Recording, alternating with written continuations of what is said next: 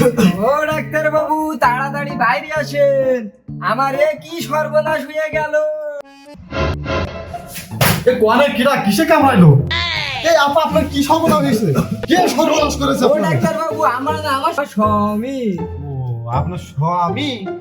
বলবেন তো যে আপনার স্বামীর তো দেখে পুরুষ মানুষই মনে হচ্ছে। পুরুষ মানুষেরও সর্বনাশ করে দিল। ছলো ছলো নয়নে হাসি মাখা বদনে। আমার স্বামী মরবে মরবে ভাব, তুমি যদি এমন বিজাতি থাকো আমার স্বামী এমনি মরে যাবে না। ও তাই এই কথা না, আপনার স্বামী মরবে মরবে ভাব কিন্তু মরতেছে না। আগে বলবেন তো। এই ডাক্তার বাবু তো হেভি জিনিস, আমার স্বামীরে কি ধরে উপরে নিয়ে যাবেন না এখানে দাঁড়ায় দাঁড়ায় বকর বকর করবেন? তোমার জন্য যদি আমার স্বামী এই জায়গায় দাঁড়ায় মারা যায়, আমি কিন্তু থানায় গিয়ে তোমার নামে নারী নির্যাতন মামলা করে দেবো, আমি বলি রাখলাম।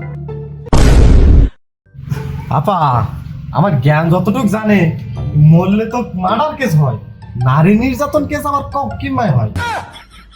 ওই তোমার অত জানতে হবে না, তুমি রুগীরা ধরে আনো রে। বাবু তুমি আবার কিটা? এই যে আমার গলায় রশিটা ঝোলানো, এটা দেখে কিছু আন্দাজ করতে পারছিস না? আমি হলাম জনাব এমবিবিএস বিসিএস আলিম ফাজিল মেট্রিক সরকারি বেসরকারি নিত্য প্রয়োজনীয় গ্যাসের বই জনাব ফজলে উদ্দিন রব্বানি, একটু সংক্ষেপে বলো না। বাবু এই বেটা আবার কিটা? আমি হলাম কম্পাউন্ডার জনাব, 10-5 পাস করিলাম, জ্ঞানে ভরা সবাই বলে সেরা, আমার হাতের তরকারি আবার খুব কড়া। আমার কথা বলা এখানেই করিলাম শেষ। দিস ইজ জ্ঞানী মকলেস। একটু সংক্ষেপে বললাম আর কি। শর্টকাট, আমি যে এবার মলাম।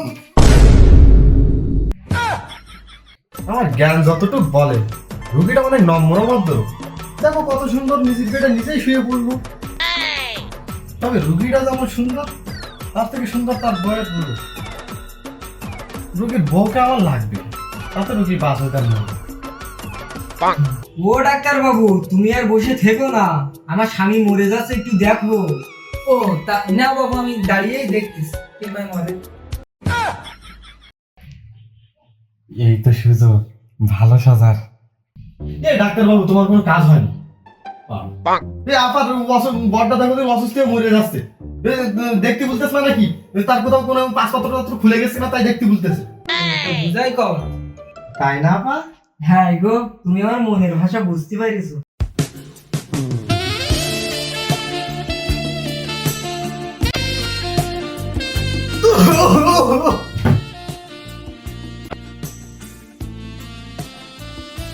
ডিস্টার্ব করতে।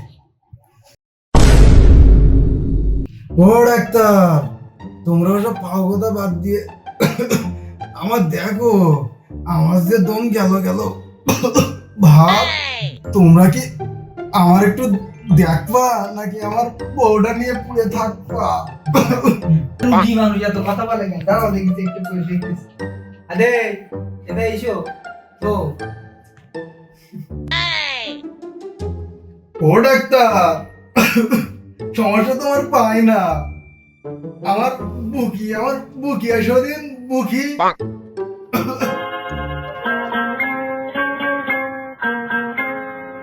আমি দূর হতে তোমারই দেখেছি আর মুগ্ধ হয়ে চোখে।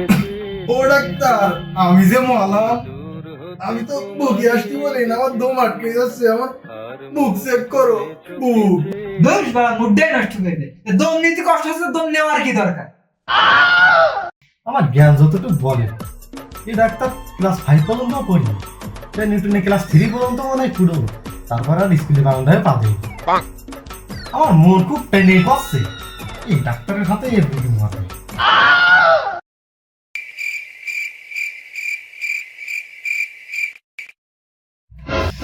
ওরে হায় কিসে কামড়িলো? ওরে দম ছাড়, নাই তোর ওভারে গিয়ে ওই ভূতদের সাথে সাইকেল চালানো লাগবে।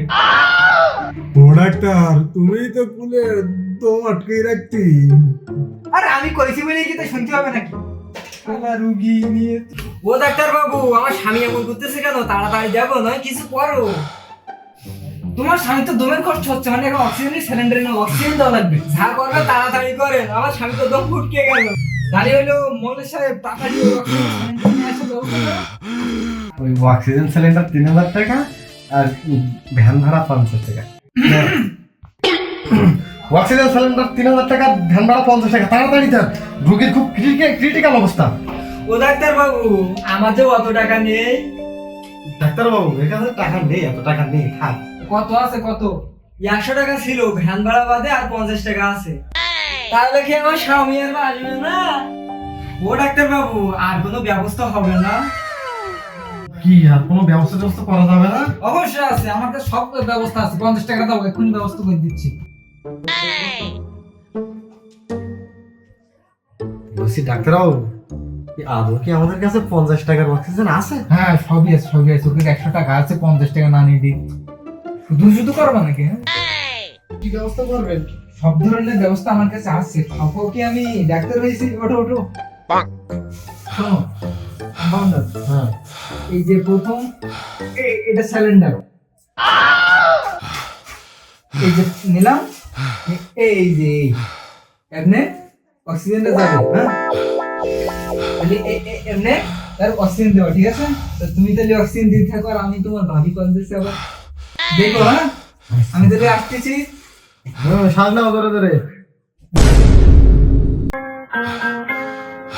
আমি দূর হতে তোমারই দেখেছি, আর মুগ্ধ হয়ে চোখে চেয়ে থেকেছি। আমি দূর হতে তোমারই দেখেছি, আর মুগ্ধ হয়ে চোখে চেয়ে আরে আরে মোগলের মশাই, তোমার তাকাতাকির খাতিরে রুগীটা তো মরেই গেল। হায় হায় রে। আমার জ্ঞানে যতটুকু বলে, দম নিচ্ছে না, তার মানে রোগী মরেই গেছে।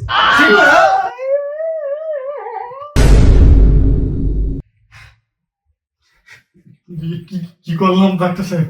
আমার তো রোগীরা মরেই গেল। ডাক্তার সাহেব, আমাকে এখন আধার কেসের আসামি হতে হবে। ডাক্তার সাহেব, বাঁচাও বাঁচাও ডাক্তার সাহেব, আমাকে বাঁচাও ডাক্তার সাহেব। কেমনে বাঁচাবো? বাঁচাতে পারি, সত্য আছে। কি সত্য? ওই রুগীর বউ, মানে তোমার ওই ভাবিটার একটু সেটিং করে দাও আমার সাথে। এত বড় নিন্দা আপনি হলেন না ডাক্তার সাহেব। আরে তুমি থাকো, আমি পুলিশ ডেকে আনি। আমি ব্যবস্থা করতেছি ডাক্তার সাহেব। স্বামীটা মরে গেছে গো। তুমি কাইন্দো না, এদিক শোনো, কাইন্দো না। আর সবার পর সারা জীবন থাকে না, মরে যায়। না গেছে, একটু যান্ত্রিক মিস্টেক ছিল, মরে গেছে। আমার হাতে একটা সিটিং আছে, এই যে স্বামীর হাতে তো কোনো টাকা পয়সা ছিল না, বলি। মানে ডাক্তার সাহেব দেখতেছেন, ডাক্তার সাহেবের মেলা টাকা, আমেরিকায় 5 তলা বিল্ডিং রয়েছে। আর এখন যে নতুন আইফোন 17 হলো লঞ্চ হয়েছে না, ওটা আপনি গিলে পেয়ে যাবেন, কোনো টেনশন নেই। যখন টিকটক দুজন মিলে টিকটক করে চলবেন। ভালো, চলো চলো আমরা চলে যাই, তুমি রুগীটা ঘুম করে দিও। আমও গেল, সারাও গেল, মাঝে ফাঁসলাম আমি। ও ডাক্তার, আমি যে এখনো মরিনি। তুমি বাইসে এখনো লাভ, তোমার আমও গেছে, সালাও গেছে।